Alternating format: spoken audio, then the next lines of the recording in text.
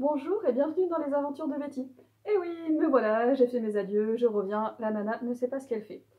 En fait, j'ai été interviewée aujourd'hui par des étudiants pour un projet scolaire qu'ils avaient. Ils voulaient parler donc de l'association dans laquelle je suis adhérente, donc c'est SOS Cancer du sein PACA, pour toutes celles qui sont dans la région de Nice, de Marseille, etc. Franchement, je vous invite à aller voir, moi cet asso m'a fait le plus grand bien. Et en répondant à leurs questions, je me suis rappelé que j'adorais parler de moi. Oui, je suis un sujet extrêmement intéressant, j'ai l'impression que tout le monde a envie d'entendre ce que j'ai à dire. Enfin non, je déconne. Maintenant, pour ceux qui auraient appris à me connaître au travers des vidéos, n'oubliez pas quand même un peu d'humour de second degré, ça fait pas de mal à la santé, contrairement au cancer. Voilà, fallait bien que je la place. Et je me suis rendu compte que j'avais peut-être encore des choses à dire, parce qu'on parle beaucoup du cancer, des traitements, de tout ça, mais finalement pas tant que ça de l'après, de cet après. Donc voilà, je rappelle, donc moi j'ai eu un cancer du sein inflammatoire, adénocarcinome canalaire infiltrant de haut grade, pour celles qui veulent se la péter, voilà, au niveau du sein gauche. Donc j'ai eu la totale, chimiothérapie néoadjuvante, donc avant l'opération, mastectomie totale, hop hop hop, curage ganglionnaire, radiothérapie, Herceptine, donc c'est une thérapie ciblée pendant 1 an en post-chirurgical. Je n'ai pas d'hormonothérapie, je n'en aurai pas. Donc je n'en parlerai pas, je peux juste vous dire voilà, que je rencontre des femmes qui sont sous hormonothérapie et que c'est un traitement, il ne faut pas l'oublier, c'est génial, hein, ça a plein d'effets positifs pour votre avenir, ça a aussi des effets secondaires plus ou moins supportables, etc. Donc si c'est votre cas, n'hésitez pas à en parler à votre médecin, n'hésitez pas à vous rapprocher de d'autres femmes qui pourront vous donner des astuces. Ce n'est vraiment pas mon cas, mis à part vous envoyer plein d'ondes positives et, euh, et voilà, je ne peux rien faire de plus. Par contre, je me suis rendu compte que moi, ce fameux après, eh ben, j'ai eu du mal. Mais j'ai tendance à pas faire les choses comme tout le monde, hein. Moi, la chimiothérapie, jusque-là, au niveau du moral, tout allait bien. Mais cet après-cancer, ce fameux... Alors, je sais qu'il y a des gens qui à chaque fois disaient moi, je veux que tout redevienne comme avant, comme avant. C'était pas mon cas. Je voulais pas que mon après soit comme mon avant, hein, vraiment. Je voulais pas en ressentir grandi, mais voilà, faire des changements nécessaires dans ma vie, me sentir mieux avec moi-même, mieux dans mon corps, etc. Donc ça, c'était assez clair pour moi. Mais je pense que j'ai légèrement idéalisé mon après. Je pense que je m'attendais à être nettement plus transformée, j'en sais rien, plus apaisée, plus quelque chose, moins autre chose, je sais pas trop quoi, mais je pense que j'ai un peu trop idéalisé mon après cancer, après soins, etc. Et que du coup j'ai eu du mal avec cette période et cette partie-là de ma vie.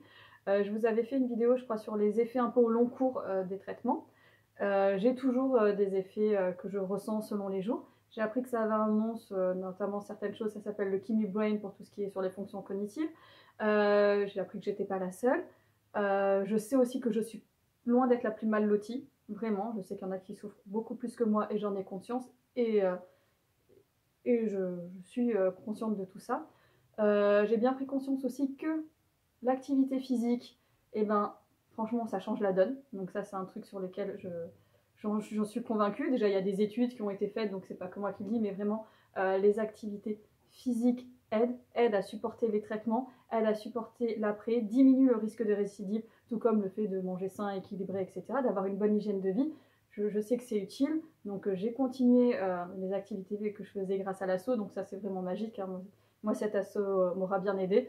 Je vous parle de celle-là, il y en a d'autres, il y en a qui peuvent se débrouiller aussi très bien sans association. Chacun fait comme il peut et comme il veut surtout, et les deux. Donc voilà. Il y a vraiment cet entre-deux. Vous voyez ce moment où vous n'avez plus de traitement, donc en plus où psychologiquement on se dit c'est bon, c'est fini, j'ai donné, j'ai fait ce qu'il y avait à faire, j'ai suivi les traitements, j'ai fait ce qu'on m'a dit, voilà, j'ai fait du sport, j'ai essayé de prendre soin de moi, je me suis mis au yoga, voilà, j'ai fait machin, etc. Donc plus de traitement, chouette. Les résultats des examens, chouette, ouais, vraiment, donc trop contente, hein, résultat d'examen positif à la fin des traitements. On va reprendre le travail. Je pense que je vais vous faire une vidéo aussi sur le mi-temps thérapeutique. Donc, reprends le travail en mi-temps thérapeutique pour ma part. Et puis là, maintenant, je suis à temps plein. Donc, c'est ce fameux retour à la vie normale, retour à la vie active. C'est ce fameux après. Vous savez, c'est cet après qui vous a tenu pendant quand même une partie des soins en vous disant oui, non, là peut-être que j'en chie un peu, mais c'est pour moi, c'est pour mon après, c'est pour avoir une belle vie, déjà vivre, déjà. Voilà. ce fameux après que je vous dis, je pense que j'avais un peu idéalisé, et que vous vous retrouvez donc en plein dans la vie normale, vous n'avez plus de traitement, tout va bien, donc en plus pour votre entourage, c'est chouette, c'est bien, il n'y a plus d'inquiétude, il n'y a plus de quoi se plaindre, et vous êtes dans cet après. Et ben, est-ce que je suis la seule à avoir eu des fois des difficultés dans ce fameux monde d'après? Donc, il y a eu le après-Covid, et moi j'ai aussi, plus du après-Covid, j'ai le après-cancer. De se dire ben, pourquoi est-ce que maintenant, alors que tout est fini, il y a des fois où psychologiquement, je me sens un peu moins bien que limite quand j'étais dans les soins. Pourquoi est-ce que je suis toujours, par moments, fatiguée? Il y a des jours où ça va aller très bien, et d'autres jours, je vais avoir une fatigue résiduelle. Je me dis, mais qu'il n'y a rien ou quoi que ce soit. Là, par exemple, je vois, donc comme je vous disais, j'ai repris le travail, donc ça m'a aidé pour reprendre un certain rythme de vie, etc. Il faut éviter de retomber dans enfin, pour ma part, dans tous mes vieux travers que je voulais, que j'ai combattu, que j'ai évité. Donc on retombe une fois, deux fois dans certains vieux travers, mais on se dit, il faut être vigilante quand même pour son bien-être, aussi bien physique que psychologique, mental, etc. Peut-être que ça, c'était pas la meilleure voie pour toi, redresse, etc. Donc être attentif sur tout ça. Mais voilà, il y a des jours où je suis lessivée, c'est-à-dire que mon cerveau, vous le passez dans une essoreuse à salade, c'est l'effet que je ressens. Vous savez, c'est cette fameuse une espèce de fatigue juste là où j'ai l'impression que mon cerveau est en surchauffe. Donc oui, rien que pour ça, je sais que j'ai au moins 2 neurones qui peuvent surchauffer des fois. Donc ces fameux cerveaux qui est un peu en surchauffe, ou que pour faire des actions faciles ou des opérations mentales faciles, je sens que je déploie une énergie folle, et d'autres jours où ça va être une journée, on va dire, soi-disant plus fatigante ou plus compliquée, etc., machin, qui vont passer crème. C'est pas linéaire du tout. Il y a des jours où j'ai un peu cette fatigue au coin, un peu qui s'explique pas, ou tout simplement, pourtant, donc j'ai repris le travail, j'avais presque fini ma reconstruction, donc moi je l'ai faite par lipofilling. Je savais que ça serait long, ça a été long, elle est enfin finie. Donc vous voyez pas parce que je suis en haut noir. Mais ma reconstruction est enfin finie, donc j'ai enfin 2 seins, et ça c'est franchement chouette. Oui, je sais qu'il y en a parmi vous qui me comprendront, mais ça aussi, ça m'a pris beaucoup de temps. Le dernier lipofilling que j'ai fait, je me suis d'ailleurs beaucoup posé de questions dessus. Est-ce que c'était pas un caprice? Pourquoi est-ce que j'allais de nouveau me faire endormir, etc. Est-ce que vraiment ça valait le coup, etc. Est-ce qu'après tout, je pouvais pas me contenter de ce que j'avais déjà et tout? Donc, vous savez, c'est tout ce genre de questions où la vie reprend son cours, la vie reprend ses droits, et c'est bien et c'est beau et il le faut. Et en même temps, moi, les entre-deux, j'ai du mal. C'est-à-dire que la vie d'après, la vie active reprend ses droits, et moi je suis là et je me dis, déjà où je suis pas exactement à l'endroit où je voudrais être, je suis plus je suis plus celle que j'étais, je suis plus là où j'étais, je suis plus celle que j'étais avant mes traitements, je suis plus celle que j'étais pendant mes traitements. On évolue tous les jours, etc. Donc je suis ce fameux moi. Euh, Il y a des choses où je suis super contente, d'autres où je me dis, vraiment, c'est ça, toi, c'est ça, t'en es encore là sur ce point-là. Putain, pardon, excuse-moi. T'as fait 6 mois de psychothérapie, t'es pas censé te sentir mieux par rapport à ça. Ça paraît bête aussi, mais pourquoi est-ce que maintenant, genre, je complexe sur mon corps, alors que globalement, il est plus symétrique qu'il y a 1 an en arrière où il me manquait un sein et où j'avais zéro complexe sur mon corps? Oui, c'est très. Je vous ai dit que je pensais pas comme tout le monde. Donc oui, limite, j'étais mieux dans mon corps avec la mastectomie. J'étais mieux à l'aise dans mon corps, etc. Tout en sachant que la reconstruction n'est pas une obligation, hein. J'ai fait le choix de vouloir me reconstruire, d'avoir ces opérations-là. C'est un choix, on ne l'a pas imposé, hein. Si jamais vous êtes très bien avec votre sein en moins et que vous avez envie de vivre toute votre vie comme ça, force et courage à vous, il n'y a aucun souci, vraiment. Je peux entendre que certaines femmes fassent ce choix-là. Donc c'est vraiment pas un souci. Moi j'ai quand même fait le choix de la reconstruction. Mais à un moment, justement, j'étais en train de me dire, pourquoi est-ce que je suis limite moins bien dans mon corps alors que je n'ai plus de cancer, que mes derniers examens sont bons, et qu'il est quand même plus symétrique et harmonieux que, objectivement parlant, sur les standards esthétiques, etc., de ce qu'il était il n'y a pas si longtemps que ça.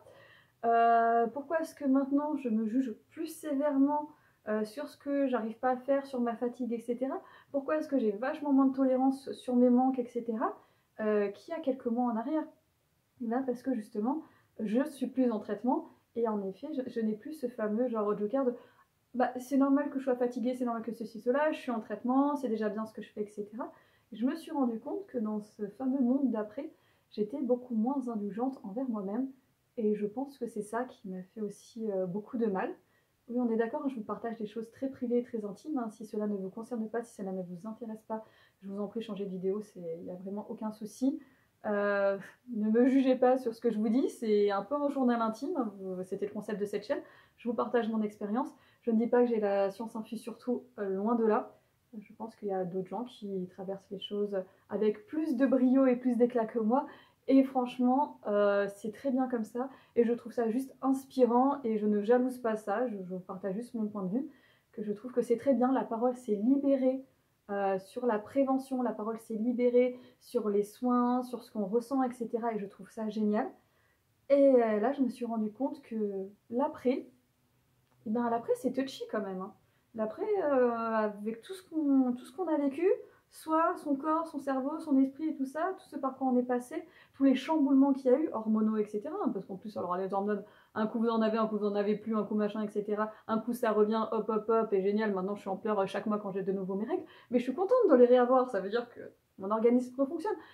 Mais voilà, c'est tous ces chamboulements, toutes ces adaptations, c'est-à-dire que en 2 ans, mine de rien, j'ai plus dû m'adapter à moi-même que ces 20 dernières années, limite. Euh, c'est euh, c'est des chamboulements constants au niveau de son apparence physique, avec des cheveux, sans cheveux, cheveux qui repoussent, cheveux qui machin, cheveux qui bidule, avec cils, sans cils, avec poils, sans poils, de nouveau avec poils. Pareil au niveau physique, sein, pas de sein, un petit peu, moyen, etc. Bah, par exemple, mon œdème, oui, en plus aujourd'hui on le voit bien, donc j'ai toujours un œdème de la main, bizarrement pas du bras, très très peu de l'avant-bras, mais moi ça reste sur la main. Donc bah, quand il fait froid, quand il fait chaud, ben, ça fait mal. Voilà. Et je me plains pas parce que je sais qu'il y a des lymphodèmes beaucoup plus importants. Mais vous savez, ce sont tous ces petits trucs, tous ces petits tracas de. En fait, c'est le livre, on avait envie de le fermer, de le ranger dans la bibliothèque. Et il y a une partie, c'est vrai, mais il y a des restes. Il y a des restes et il faut juste faire avec. Ouais, c'était le grand conseil du jour. Vous avez eu des traitements, vous en avez chié, et bah faites avec sur le reste de votre vie. Mais vous voyez ce que je veux dire, c'est ce fameux entre-deux où justement, bah, pour tout le monde, c'est fini. Et pour moi, la première, je m'étais dit, ouais, c'est bon, c'est fini. Et en fait, non, non, non, mon corps et mon esprit me rappellent que non, que si les soins sont terminés, que voilà, que mes derniers examens sont bons, donc à l'heure actuelle, on peut estimer que je suis en rémission, que je n'ai plus de cancer. Ok, mais bizarrement, je traîne quand même quelques casseroles. Voilà, je traîne encore des choses dans mon corps, dans mon esprit, et que peut-être que j'avais un peu trop d'attentes sur ce fameux monde d'après. Hein, mais c'est comme les gens avec le Covid, ils avaient beaucoup d'attentes sur le monde d'après. Est-ce que vous avez vu beaucoup de changements entre l'avant et l'après? Voilà. Enfin bref.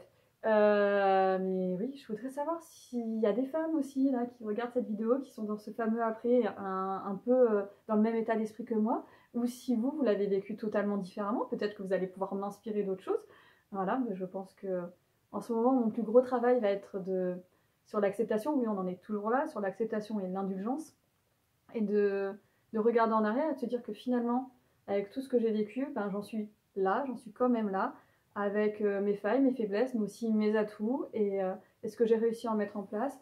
Et que après tout, j'ai survécu à tout ça. C'est pas la vie qui va m'achever. On va continuer tranquillement à essayer de se frayer son bonhomme de chemin, essayer d'être fidèle avec qui je suis et qui j'ai envie d'être. Voilà, d'essayer de ne pas se trahir soi-même, hein, parce que c'est parfois le pire truc qu'on puisse faire, c'est de vouloir se conformer à ce que les gens attendent de nous et de se trahir soi. Mais c'est pas évident, donc je slalome un peu dans ce chemin d'après, je fais au mieux. C'est pas parfait, mais c'est déjà ça.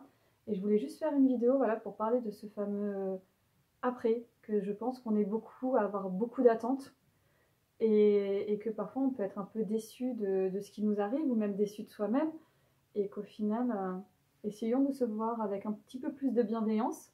C'est ce que je m'apprête à faire. Bon, je vous avouerai que là, on est au mois de novembre et que je n'aime pas du tout le mois de novembre, que le mois de novembre ne me réussit pas. Je veux dire, je ne comprends pas pourquoi il existe. S'il y en a d'entre vous qui adorent le mois de novembre, qui sont nés en novembre, je n'ai rien contre vous. Hein, c'est juste moi, il ne me réussit pas particulièrement. Donc voilà, donc c'est peut-être aussi ça, c'est peut-être un mois qui n'est pas exactement fait pour moi et c'est pas grave, décembre, je vais y arriver, arrive bientôt Et voilà, je sais que je suis en train de mettre les choses en place pour justement reprendre du poil de la bête. Et voilà, je voulais juste dire que si vous aussi, vous avez ces sensations-là, je pense que c'est pas une question de manque de courage, je pense que c'est pas une question de manque de force, je pense que c'est pas juste ah non mais allez vas-y fonce, bats-toi, il faut le faire, etc. Je crois qu'il y a juste des moments où il faut dire bon bah là c'est pas top, ok, c'est pas top.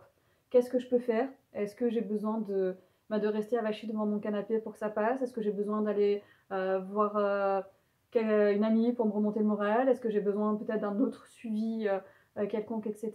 Est-ce qu'il faut juste attendre 2-3 jours et que ça va passer tout seul? Est-ce que c'est plus sérieux que ça? Qu'est-ce qui me pose réellement problème? Est-ce que c'est par exemple la reprise du travail? Est-ce qu'il y a des choses à adapter en fonction? Est-ce que c'est d'arriver à tout cumuler, jongler, etc. Il y en a aussi d'entre vous qui sont mères de famille, donc moi c'est pas mon cas, moi j'avais juste à me gérer moi et la reprise du travail et le monde autour, mais il y a des gens qui ont vachement plus de choses avec lesquelles ils doivent jongler tous les jours, etc. Et n'oubliez pas de vous laisser du temps. Ce n'est pas du jour au lendemain qu'on se remet de tous les traitements qu'on a eus, ce n'est pas du jour au lendemain qu'on peut passer à autre chose. Je sais qu'on a cette envie très profondément ancrée nous-mêmes et même notre entourage, hein, qui n'a qu'une hâte, c'est de ne plus entendre parler de ce fameux cancer, de ces traitements, etc. Parce que pour eux aussi, c'est pas évident, parce que pour eux aussi, c'est angoissant, etc. Et je pense qu'il faut juste être patiente et bienveillante. Voilà, sur ce, j'ai beaucoup trop parlé, beaucoup trop longtemps. Je ne sais pas si je la publierai un jour ou pas, mais en tout cas, ça m'a fait du bien de reparler à mon téléphone, de vider, etc. C'est génial. Sur ce, je vous souhaite une belle journée. Je vous dis à très vite pour de nouvelles aventures ou à jamais, regardez d'anciennes vidéos. Bye!